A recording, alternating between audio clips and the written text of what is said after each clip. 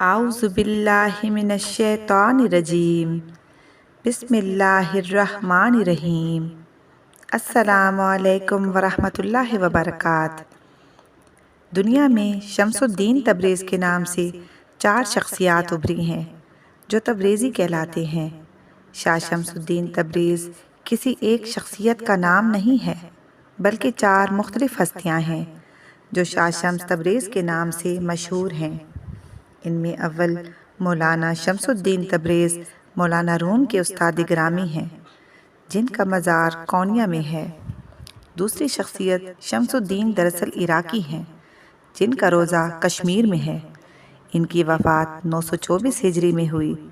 تیسری شخصیت شاہ شمس الدین تبریزی سبزواری ہیں جن کا مزار ملتان میں ہے۔ چوتھے نمبر پر جو شخصیت ہیں ان کا نام شاہ شمس الدین سبزوار ہے۔ ان کا روضہ الہ آباد انڈیا میں ہے۔ وہ حضرت شاہ شمس الدین تبریزی سبزواری ملتان کی اولاد میں سے ہیں۔ آج اس ویڈیو میں ہم حضرت شاہ شمس الدین تبریزی ملتان کی شخصیت کے بارے میں جانیں گے۔ آپ کا مزار شریف ملتان میں ہے۔ آپ رحمۃ اللہ علیہ کا اصل نام سید شمس الدین سبزواری ہے اور لقب شمس الفقراء ہے۔ آپ کے والد کا نام سید صلاح الدین ہے۔ آپ رحمۃ اللہ علیہ کا سلسلہ نسب حضرت امام جعفر صادق علیہ السلام تک جا ملتا ہے۔ آپ رحمۃ اللہ علیہ اولاد حضرت اسماعیل بن امام حضرت جعفر صادق علیہ السلام سے ہیں مگر عقیدے کے لحاظ سے قطعاً اسماعیلی نہ تھے۔ آپ رحمۃ اللہ علیہ کی پیدائش 15 شعبان 560 ہجری بمطابق 1165 عیسوی میں ایران کے شہر سبزوار میں ہوئی۔ اسی نسبت سے سبزواری کہلائے جاتے ہیں۔ آپ کے والد بزرگوار اپنے زمانے کے ولی کامل، مبلغ دین حق اور مجتہد وقت تھے۔ آپ رحمۃ اللہ علیہ کی والدہ ماجدہ کا نام سیدہ فاطمہ تھا۔ آپ رحمۃ اللہ علیہ کی والدہ گرامی انتہائی نیک سیرت اور دیندار خاتون تھیں۔ آپ رحمۃ اللہ علیہ کی تعلیم و تربیت کی ذمہ داری آپ کے چچا حضرت سید عبدالہادی کے سپرد کی گئی۔ انہوں نے بڑی توجہ کے ساتھ آپ رحمۃ اللہ علیہ کو تفسیر، حدیث اور دیگر علوم ظاہریہ کی تعلیم دی۔ 589 ہجری بمطابق 1183 عیسوی میں جب آپ کے والد گرامی سید صلاح الدین محمد تبلیغ دین حق کے لیے بدخشاں روانہ ہوئے تو سید شمس الدین محمد سبزواری کو بھی اپنے ساتھ لے گئے۔ اس وقت آپ رحمۃ اللہ علیہ کی عمر مبارک 19 سال تھی۔ بدخشاں میں تبلیغ کے بعد تبت کوچک چلے گئے اور وہاں کے لوگوں کو دین اسلام کی دعوت دی۔ وہاں سے آپ رحمۃ اللہ علیہ نے کشمیر کا رخ کیا جہاں اس وقت سورج کی پرستش عام تھی۔ حضرت سید صلاح الدین محمد رحمۃ اللہ علیہ اور سید شاہ شمس الدین سبزواری کی کوششوں سے ہزاروں لوگ مشرف با اسلام ہوئے۔ اس کے بعد آپ حضرات واپس سبزوار تشریف لے گئے۔ آپ رحمۃ اللہ علیہ نے 586 ہجری بمطابق 1190 عیسوی کو سبزوار میں نکاح کیا۔ آپ رحمۃ اللہ علیہ کے 2 فرزند متولد ہوئے جن کے نام سید نصیر الدین محمد اور سید علاء الدین محمد ہیں۔ حضرت سید علاء الدین محمد صاحب کرامت بزرگ ہوئے۔ آپ رحمۃ اللہ علیہ زندہ پیر کے لقب سے مشہور ہوئے۔ حضرت شمس الدین سبزواری رحمۃ اللہ علیہ کو تبریز نہایت پسند تھا، چنانچہ 600 ہجری بمطابق 1204 عیسوی میں اپنے والد کی اجازت سے تبریز چلے گئے۔ وہاں متعدد مقامات پر تبلیغ میں مصروف رہے۔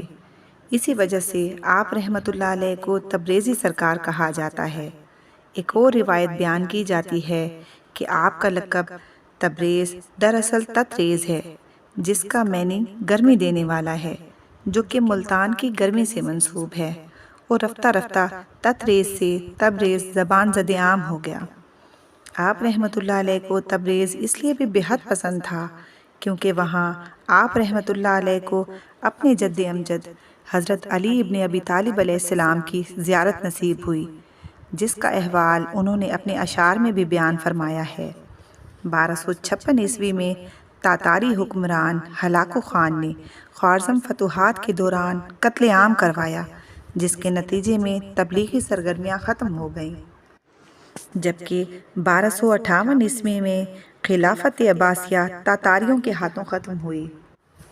آپ رحمۃ اللہ علیہ کے والد محترم کو بھی 664 ہجری بمطابق 1266 میں شہید کر دیا گیا۔ والد کی شہادت اور حالات سے مجبور ہو کر آپ رحمۃ اللہ علیہ نے ہجرت کی اور بغداد چلے گئے، جہاں خلافت عباسیہ کے خاتمے کے بعد طوائف الملوکی عام ہو چکی تھی۔ ان دنوں احمد تکودار شاہ عراق تھا، جس نے شاہی حکم نامہ جاری کیا کہ آپ رحمۃ اللہ علیہ کو شہر بدر کر دیا جائے۔ چنانچہ بغداد سے قازوین چلے آئے اور کچھ عرصہ یہاں قیام کر کے سرزمین ہندوستان کی سرحد سے داخل ہوتے ہوئے 666 ہجری کے اختتام پر 1266 میں ملتان پہنچے۔ مورخین نے لکھا ہے کہ جب آپ رحمۃ اللہ علیہ ملتان پہنچے تو حضرت بہاؤالدین زکریا رحمۃ اللہ علیہ نے دودھ کا پیالہ لبالب بھیجا، جس کا مطلب یہ تھا کہ یہاں اولیاء اللہ کی بھیڑ بھاڑ ہے، سو تمہاری یہاں گنجائش نہیں ہے۔ حضرت شاہ شمس الدین تبریزی نے دودھ کے پیالے پر گلاب کا پھول تیرا دیا اور اپنی گنجائش کا جواز دکھلا دیا۔ حضرت بہاؤالدین زکریا رحمۃ اللہ علیہ کے پوتے سے حضرت شاہ شمس الدین تبریزی سبزواری کے گہرے روابط تھے۔ رکن الدین والعالم حضرت شاہ شمس الدین تبریزی کا عطا کردہ خطاب ہے، جو بعد ازاں شاہ رکن عالم بن گیا۔ ملتان تشریف آوری کے بعد آپ رحمۃ اللہ علیہ کی ایک قصاب کے ساتھ دوستی ہو گئی، جو آپ رحمۃ اللہ علیہ کو کھانا بھی کھلا دیتا اور آپ ادھر ہی سو جاتے۔ اس دور میں ملتان میں بت پرست کثرت سے آباد تھے، جو آپ رحمۃ اللہ علیہ کو قطعاً پسند نہ کرتے تھے۔ ایک مرتبہ شاہ شمس الدین تبریز رحمۃ اللہ علیہ بازار سے گزر رہے تھے۔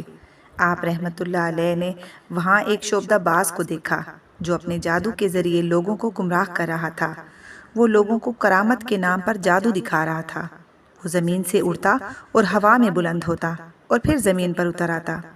آپ رحمۃ اللہ علیہ بھی وہاں پر کھڑے ہو کر یہ تماشا دیکھ رہے تھے۔ سب لوگ محو تماشا تھے۔ آپ رحمۃ اللہ علیہ نے اپنے پاؤں سے جوتا اتارا اور ہوا میں اچھال دیا۔ جوتا جیسے ہوا میں بلند ہوا تو جادوگر کے سر پر پڑا اور جادوگر کو مارتے مارتے نیچے زمین پر اتار لایا۔ جب لوگوں نے یہ تماشا دیکھا تو حیران اور ششدر رہ گئے اور آپ رحمۃ اللہ علیہ کے قدموں میں گر گئے۔ آپ رحمۃ اللہ علیہ نے لوگوں کو منع کیا اور فرمایا، میں اللہ کا بندہ ہوں اور عام انسان ہوں، میں کوئی ولی یا جادوگر نہیں ہوں، لیکن یہ بندہ جادوگر ہے جو آپ سب کو گمراہ کرنے کی کوشش کر رہا تھا۔ یہ فرما کر آپ رحمۃ اللہ علیہ وہاں سے چل دیے اور لوگوں کو گمراہی سے بچا لیا۔ اس کرامت سے متاثر ہو کر لاکھوں لوگ سچے رب اور دین اسلام پر ایمان لے آئے۔ لوگوں نے دین اسلام قبول کر لیا۔ آپ رحمۃ اللہ علیہ کی ایک اور کرامت یوں بیان کی جاتی ہے کہ آپ رحمۃ اللہ علیہ ایک قہوہ فروش سے قہوہ ادھار لے کر پیا کرتے تھے۔ ایک دن اس قہوہ فروش نے غیظ و غضب میں آپ سے ادھار کی رقم کا تقاضا کیا، تو آپ رحمۃ اللہ علیہ نے آسمان کی طرف نظر اٹھا کر دیکھا اور اپنی چھڑی آسمان کی طرف بلند کر کے کہا، مجھے تھوڑے پیسے دے تاکہ میں اس قہوہ والے کو دے دوں۔ آپ رحمۃ اللہ علیہ کا یہ کہنا تھا کہ آسمان سے پیسے بارش کی طرح برسنے لگے۔ قہوے والے نے وہ پیسے لے لیے، لیکن آپ رحمۃ اللہ علیہ کو جادوگر کہہ کر غصے سے گرم گرم ابلتا قہوہ آپ رحمۃ اللہ علیہ پر پھینک دیا، جس سے آپ کے جسم سے کھال اتر گئی۔ آپ شدید زخمی ہو گئے۔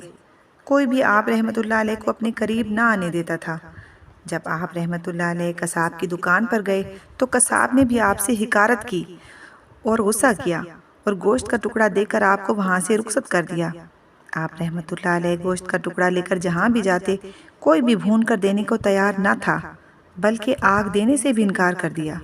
سب سے انکار سننے کے بعد آپ رحمۃ اللہ علیہ سورج کی طرف متوجہ ہوئے اور فرمایا، اے شمس، دیکھ تو بھی شمس ہے اور میں بھی شمس ہوں، مجھے تپش دے کہ میں یہ گوشت بھون لوں۔ آپ رحمۃ اللہ علیہ کا یہ کہنا تھا کہ سورج سوا نیزے پر آ گیا اور گوشت بھن گیا۔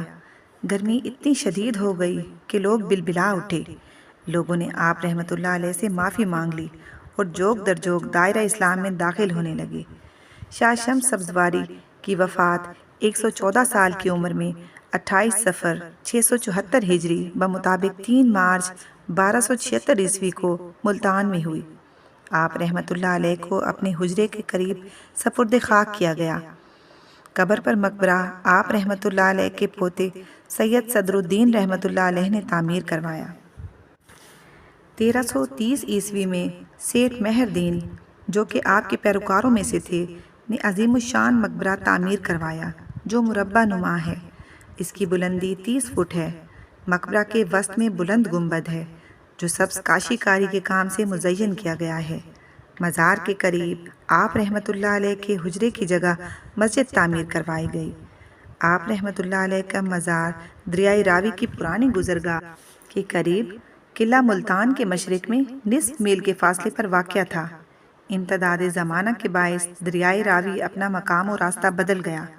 مزار کا علاقہ عام و خاص باغ کے نام سے بھی جانا جاتا ہے۔ رنجیت سنگھ کے دور میں سکھ گورنر ساون مل نے مسجد اور مقبرہ مسلمانوں سے چھین کر گرودوارہ بنا دیا۔ مسجد کو گرنتھی کی جائے رہائش بنا دیا گیا۔ رنجیت سنگھ کی وفات کے بعد تک مقبرہ بدستور گرودوارہ ہی رہا۔ اس سارے سکھا شاہی دور میں ملتان میں اذان سنائی نہیں دی گئی۔ نماز پنجگانہ اور نماز عیدین پر مکمل طور پر پابندی تھی۔ انگریزوں کے ملتان پر قبضے کے بعد 1850 عیسوی میں مقبرہ و مسجد مسلمانوں کو دے دی گئی۔ آپ رحمۃ اللہ علیہ کے صرف ایک ہی فرزند صاحب اولاد ہوئے جن کا نام نصیر الدین ہے، جو لاہور میں دفن ہے۔ ان کی اولاد میں کبیر الدین کا مدفن اچ شریف میں ہے۔ حضرت شاہ شمس الدین سبزواری کے مزار پر سارا سال زائرین کا تانتا بندھا رہتا ہے۔ آپ رحمۃ اللہ علیہ کی درگاہ عالیہ میں امام بارگاہ بھی موجود ہے، جہاں عرصہ قدیم سے مجالس عزا برپا ہوتی ہیں اور 12 اماموں کے حوالے سے دیگر تقاریب کا انعقاد بھی ہوتا رہتا ہے۔ مزید اس طرح کی معلوماتی ویڈیوز دیکھنے کے لیے میرے چینل کو لائک اور سبسکرائب کرنا نہ بھولیں۔